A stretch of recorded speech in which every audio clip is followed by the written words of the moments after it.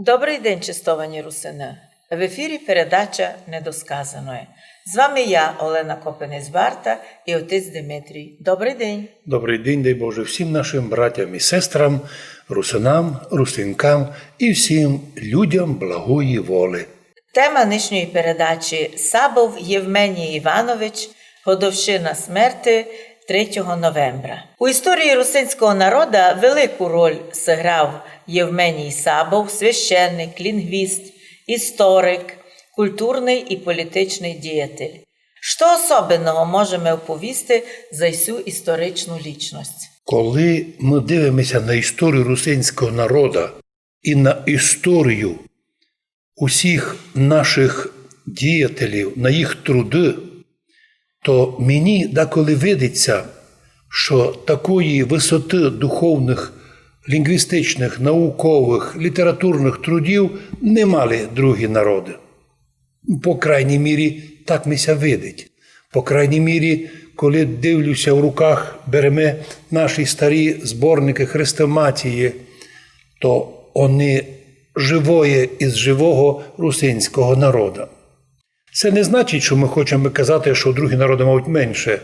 Просто для нас, наші люди, наші діятелі, в тому числі і знаменитий Євменій Іванович Сабов, котрий дожив до 75 років, но прожив життя унікальне і русинів, його історії у русинів, він остався як величественний і благодатний трудівник.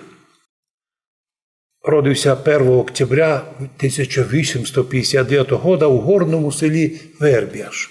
Боже, як могло таке маленьке село, воно й нині невеликое, родити величественного мужа?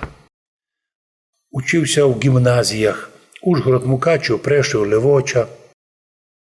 А от образування богословське отримав у 81 році. Богословську академію в Ужгороді закінчив.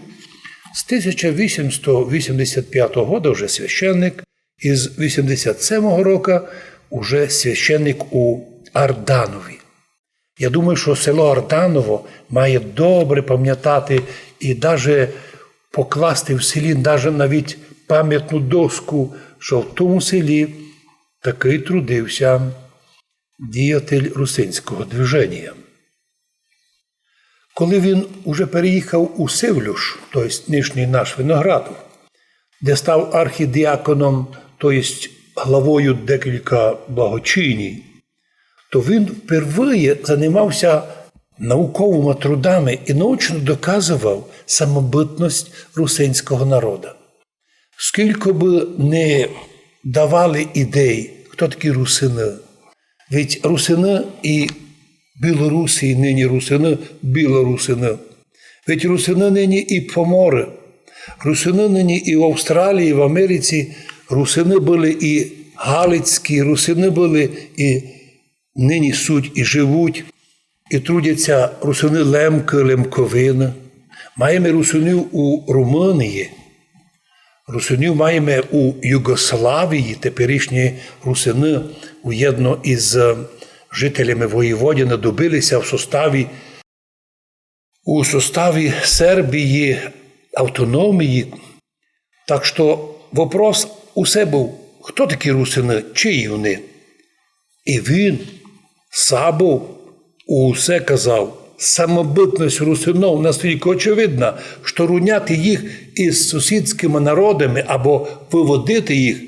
І так, вічна є пам'ять Євменію Сабову, трудами якого ми і нині вхоснуємося, трудами якого схоснувалися і тисячі наших людей, і нині маємо що на алтарь лінгвістики і літератури покласти труди цього великого славного мужа.